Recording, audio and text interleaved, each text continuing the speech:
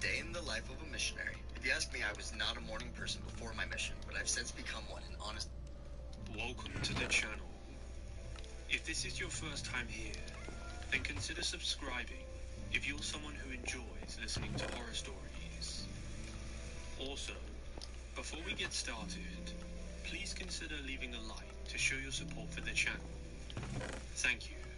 And without further ado, let's begin.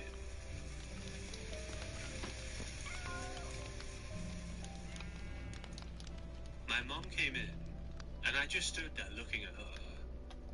Yeah, let's call this guy Frank.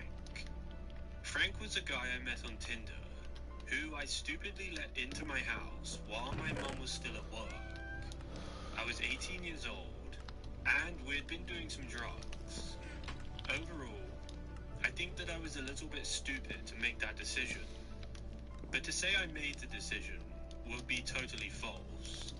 I didn't even make a choice. I couldn't. I wasn't thinking straight, and Frank was the type of guy to just take advantage of any woman. My mum immediately sensed it, started screaming at him to get out the house. He was touching me all over, and I was completely incapacitated. I don't remember much which happened after this.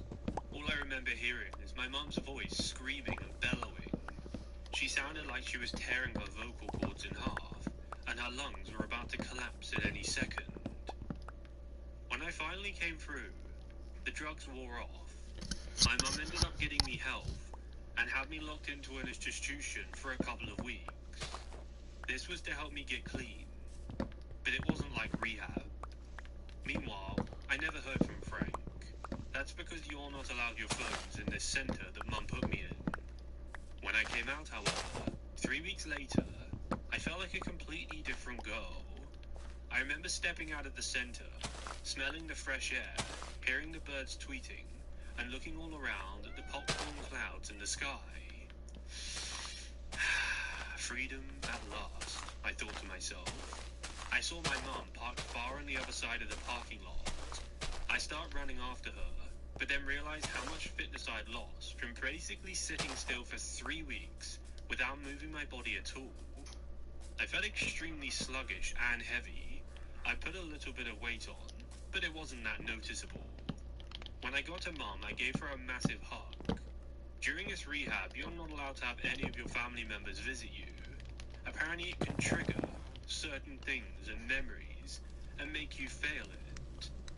The funniest part was, apparently I could have left at any time. According to my mum, she had convinced me that I wasn't allowed to leave, and I truly believed it. But it turns out it's totally voluntary. The rehab center I was in, you can up and leave at any time. But what they made me think actually made me fix myself. It's kind of cool. Now I wish I could end the story there, but that's just the beginning. When I went home, I had my first proper good night's sleep. It was nice to talk to my friends again. It was nice to go out on runs around the park. It was nice to just relax, without knowing that an employee or a nurse was going to come barging into your room to do a bunch of tests and blood checks. It made me feel like I was some rat in an experiment. I felt like a subject locked away in a prison. Yet, it did me good. And after this, my mum took me out of college and told me to stay home with her for the next whole month. My mum's job was pretty flexible, so she could do all of her work from home on the computer. This did mean that most of the time she was wrapping her head around hours and hours of work sat at the desk. But it meant that she could be there with me. And I think she wanted that more than I did, because she knew that I needed that. The last thing my mum wanted to do after spending 10 grand on rehab was to get me to go back out and start doing drugs again. And dare I say it, meet back up with Frank. If that was to happen, I'd probably end up pregnant, and then dead. Or pregnant while dead. It's a scary thought that I'd be the first woman in my family to dishonor the whole bloodline. I felt like a loser, like I had no place in this family of successful high achievers. Having said that, my dad was a bum. He left my mum when he was around 28. She was pregnant at age 21, and after that, they never saw each other ever again. I thought that maybe I'd catch up with him, reach out, or he'd come back and see me. But he didn't want anything to do with me, and something about that really affected me mentally. I think deep down, that's one of the reasons I started doing all these drugs. But I'll never find my dad in Frank. I'll never find my dad in a stupid idiot down at high school, or college, or any campus. All of this is understandable, but what happened next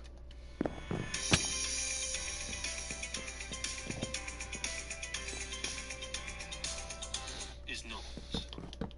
Frank knew where I lived, seeing as he'd only been given a warning by the police to stay away.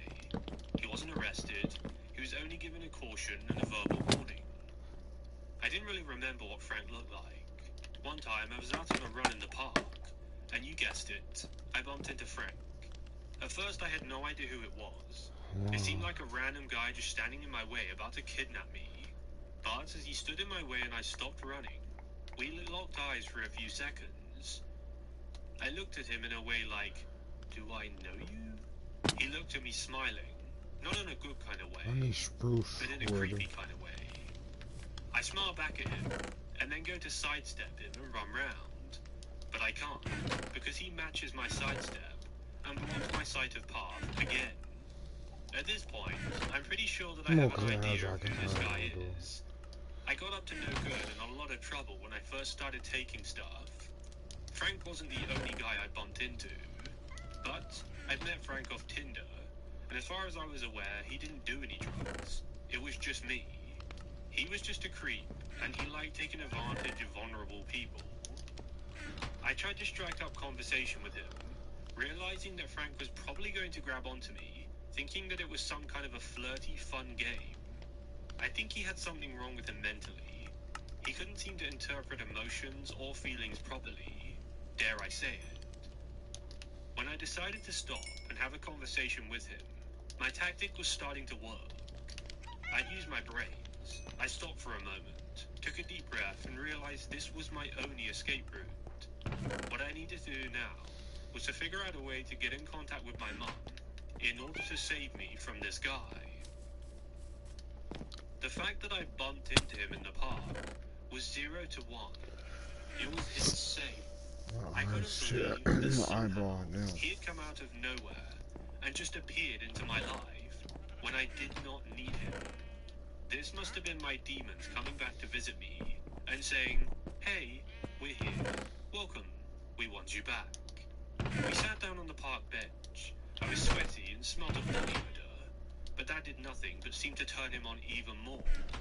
He started touching my shoulders, caressing my hair, and eventually rubbing my cheeks with his fingernails.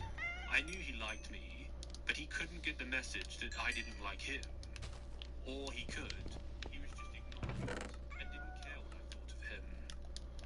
I decided to get my phone out, and when I did, his whole demeanor and mindset changed. What are you doing? He says, abruptly. I'm just checking my phone, I say. Put it away, now. He looks up at me, and I'm like, okay. And then I put it in my leggings. I hide it. And I think, oh shit, what do I do next? He's caught onto that tactic.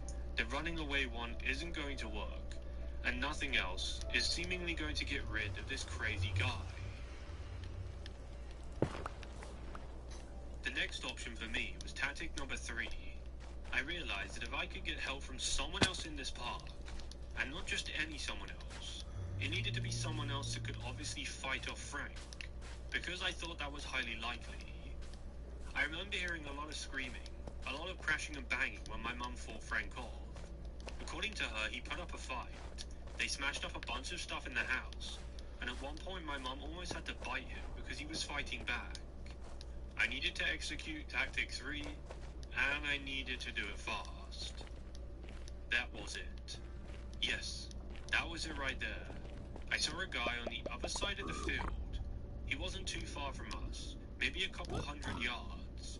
It looked to me like he was heading in our direction, and I realized that he was my best this wasn't the case. The guy I was asking help for would be the most unhuman bastard alive. I decided to get straight up off the bench, and sure enough, Frank copies my every move.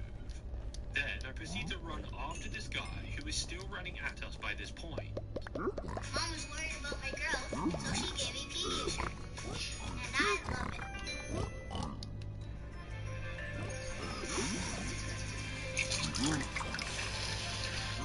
But guess what?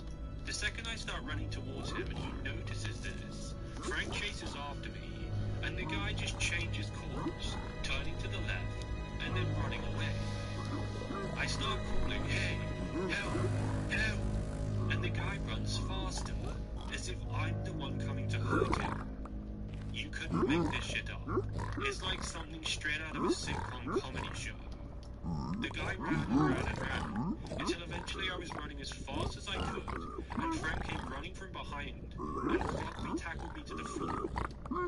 Back in my home country, they play rugby, but obviously American football, for you guys listening who are American. Whilst I was on the floor, Frank was on top of me and pinned me.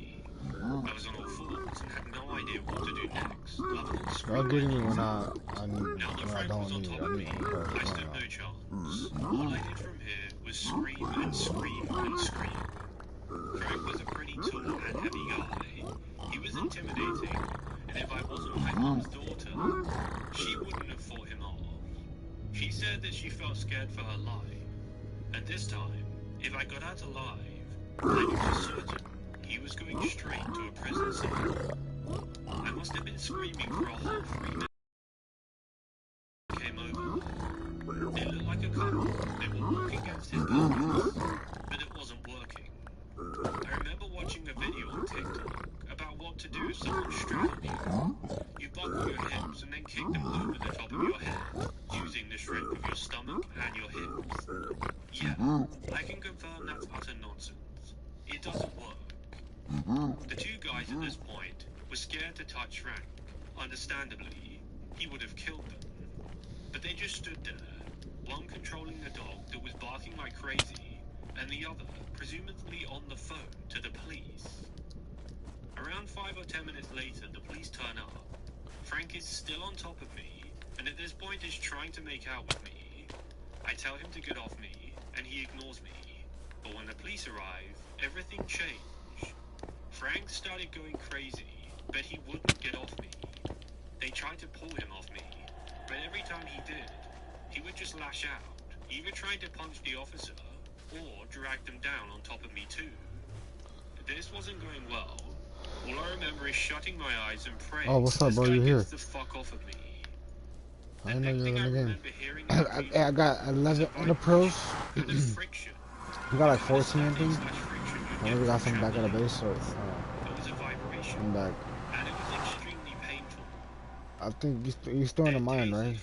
I think you're still in the cave. And in the process, some of the current had gone through my body, as he was sat on my stomach, which was bare-skinned at this point.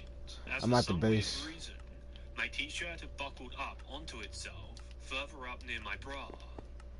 He started screaming in agony, and while they were tasing him, one of the officers kicked him off me, and he fell to the side. I started rolling away from the scene. Yes, that's right, rolling. Oh, I got you. At Hold first up. I tried to get up, but for some weird reason, the taser rendered my muscles useless. They felt like jelly, like I had cramp or pins and needles in every extremity of my body. I'm gonna send you the last course. Hold on. Rolled for my life. The police got on top of him, put him in handcuffs, and took him away.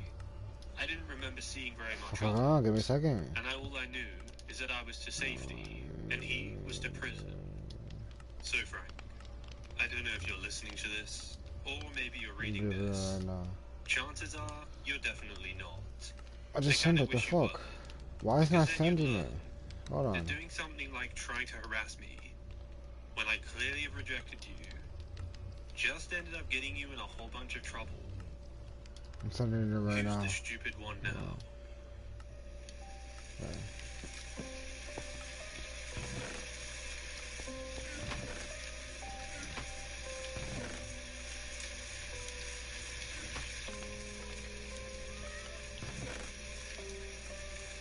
We got 17 ender eyes. But I'm gonna do one for ender chest. We got 16. U.S. General. Cabs, cards, and a whole lot more. Only at Harbor Freight.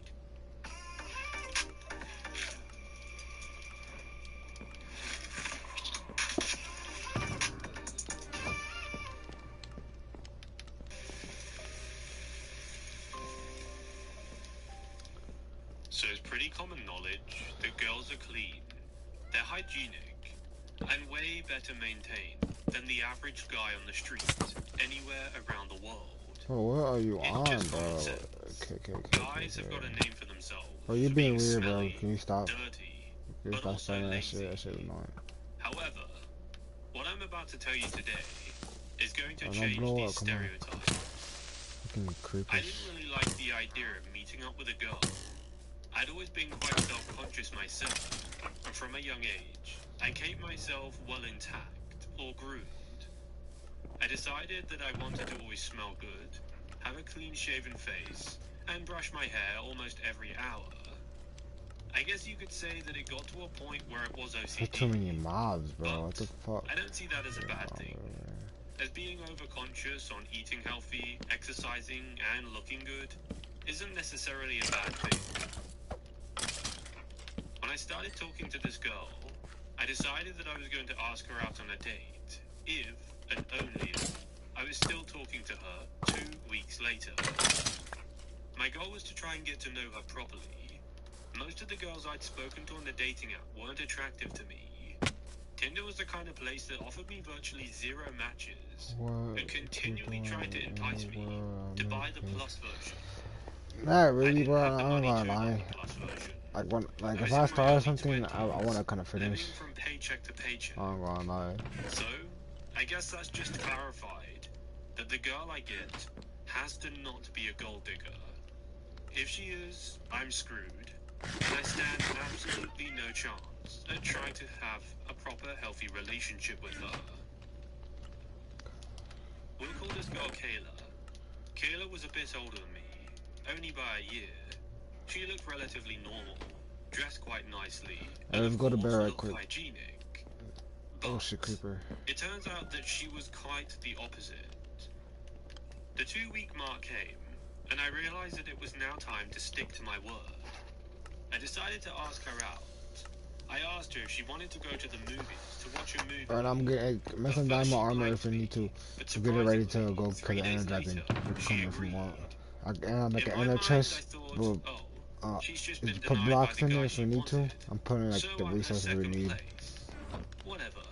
Let's go along with it. And besides, I promised myself that I would go now, so I had no choice. I thought I creeper. got my Come mum on. to drop me off. I got her to drop me off around the corner, so that she Okay, hold on, wouldn't wait. see Before me. you go in there, wait. When I'm I putting on finally P4. arrived, Kayla was there, waiting at the entrance to the movies. We Yeah. walked in, grabbed our popcorn, and went into the cinema. When we went in, we hadn't talked very much at all. The encounter had been very awkward, and other than a quick, hey, hi, we didn't say anything else. We ordered our popcorn and sweets separately, and after that, went to get some soda, and then used the restroom, while waiting with each other's crap. When we got back up, we went to the place where you Fuck. walked down to go into the Oh room. god. My bad, I my don't know language, what my that bad. I asked him to make sugar. I'm trying to make paper, I asked him to make They have a sugar. terminal. Well, at the cinema Wait. / theater, they have those little corridors Oh, that's what I'm with doing. the I got bone and now, then though. each movie room. There was around 20 of them. Once we got into our movie room, we sat down.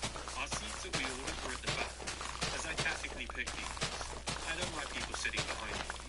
Not because I got a bold spot, because I feel like someone's going to attack me, and I'm extremely insecure about it.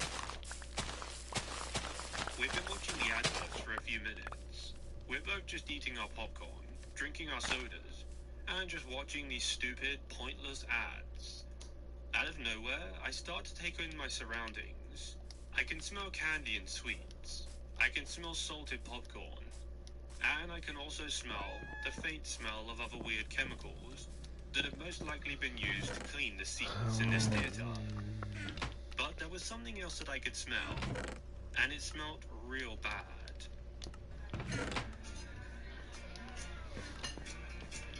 Empty wallet on a date night?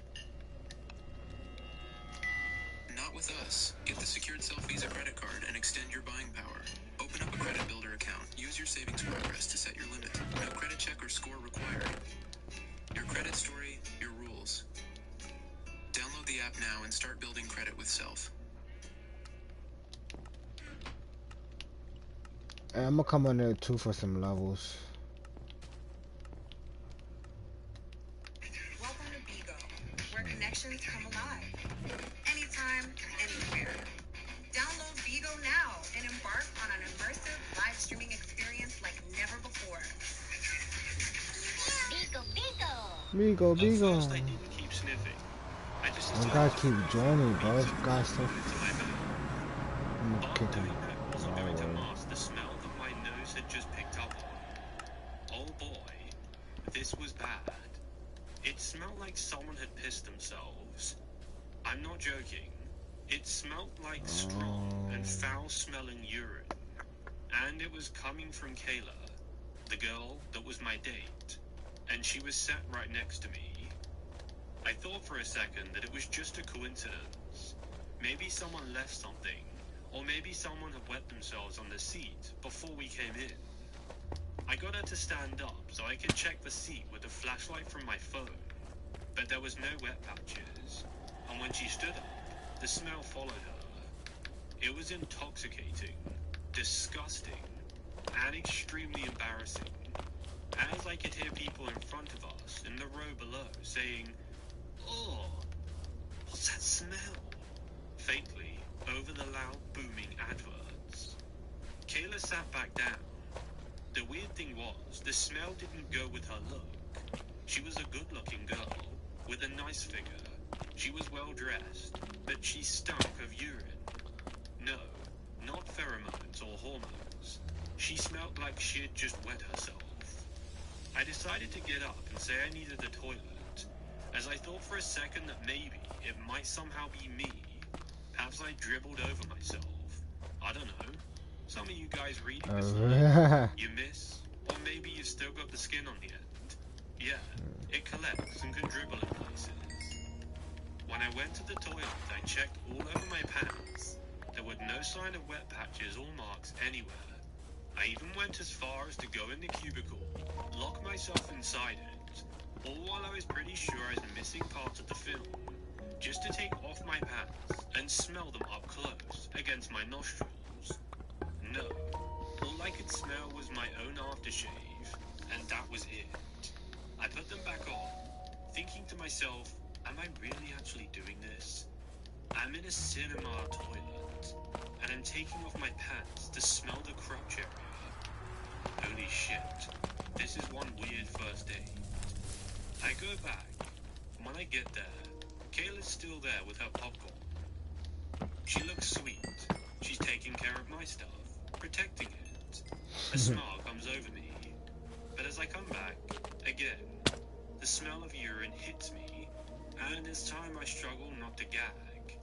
I sit back down and realize I've got two possibilities here. One, I can just leave and bail, or two, I sit through the whole film, wafting in urine with every breath of oxygen. I decided to take on number two, as the smell just didn't match the girl I was seeing. Once the film was over, we got up, and then it struck me. At the top of the seat row, there was a disabled area. As we were walking out, Kayla looked at me and said, "Hey, can you put this in the bin?" I said to her, "What bin?" "The trash can up there," she said. She pointed. It was a tiny bit further along the road we were on, and there was this weird place for wheelchair users to park their wheelchairs and watch the film. "Sure," I said, while grabbing her popcorn bucket, which was now empty. I took it all the way up to the trash can, and when I got there was a massive puddle of water, or what I assumed to be water, all over the floor. Except this time, my nostrils was now picking up the smell, times 10. The fuck? I was gagging, and some of the people were looking up at me, thinking, is this guy throwing up in the cinema? That's where the smell was coming from. I decided to run back down the stairs, try and control myself from vomiting everywhere, all while signaling to Kayla to run down and follow me. I left my candy and my remains of popcorn in the seat that I was sat on. Then we left. I told her that the whole time I thought she had pissed herself. It's a funny thing that we always talk about, still to this day. She's now my girlfriend. I have a better job.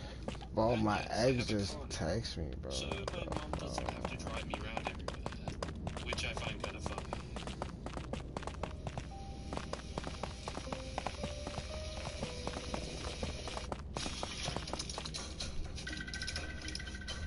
Bro, my ex just text me out of nowhere, bro. What the fuck, bro?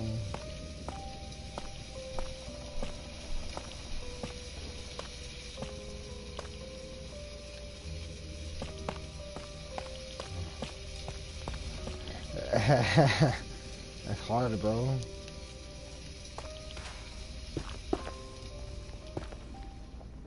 My heart was pounding, and my breath was steaming. I looked all around myself. I could see nothing but darkness. I could hear nothing but the wind. I need a text back. Like, it text me out of nowhere, bro. Oh, How I fuck. ended up here, Like, I thought it's a long story.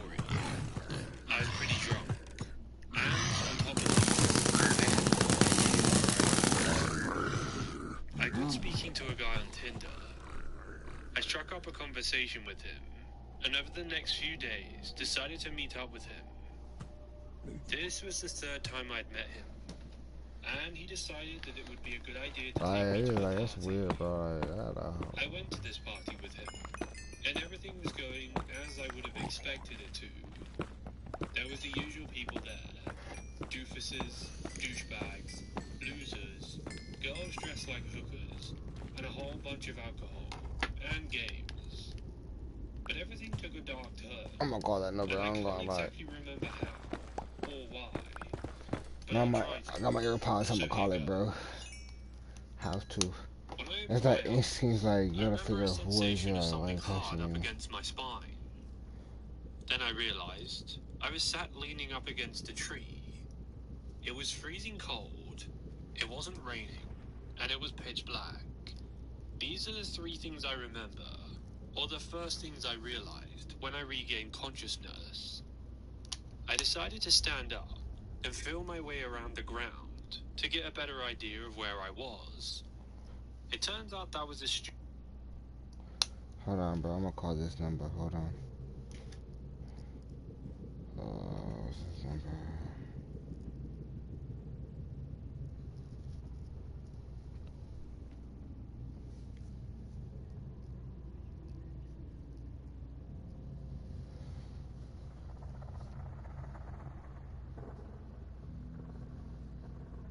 Go fuck.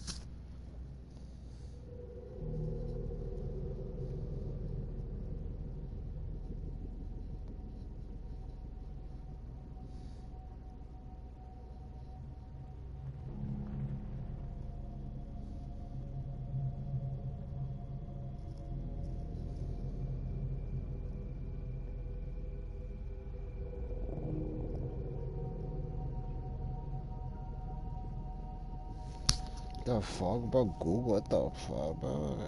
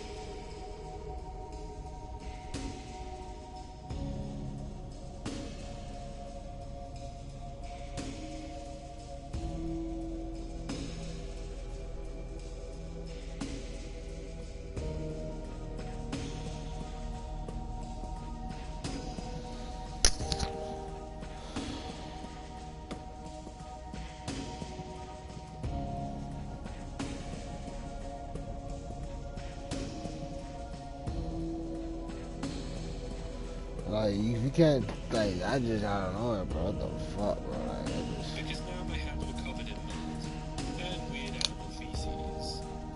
When I made my way to my feet, I stood up, and that was when I realized that I had no shoes or socks on. I started to squirm, and then pitter-patter my feet all around to try and avoid them getting so wet. weird people. But there was no use. There was nothing I could stand on to avoid the wetness. So I just stand there and accept it after a while. My head was throbbing. I had no idea where I was still. And I had no idea what I should have done. I tried to look all around, but I couldn't see. Then I decided to try and start walking, feeling my way. I could roughly see a few meters in front of me, at best, so I wouldn't walk into a tree, but I'd damn near get close. Once I'd been walking around like an idiot for a few minutes, I realized that now was a good time to burst out into tears and give up on life. Not only was my headache Damn, it's hell of piglins chasing the hogman. safety. Oh, they're doing like that. Have you ever tried this before? I don't believe I have. Oh. I'll come to base soon. I'll come to base. When you take a bite of the unexpected, life gets And call me. Okay, stop. Okay, how about you don't spam? Don't spam that shit. Please don't spam that. That's the only thing I ask you.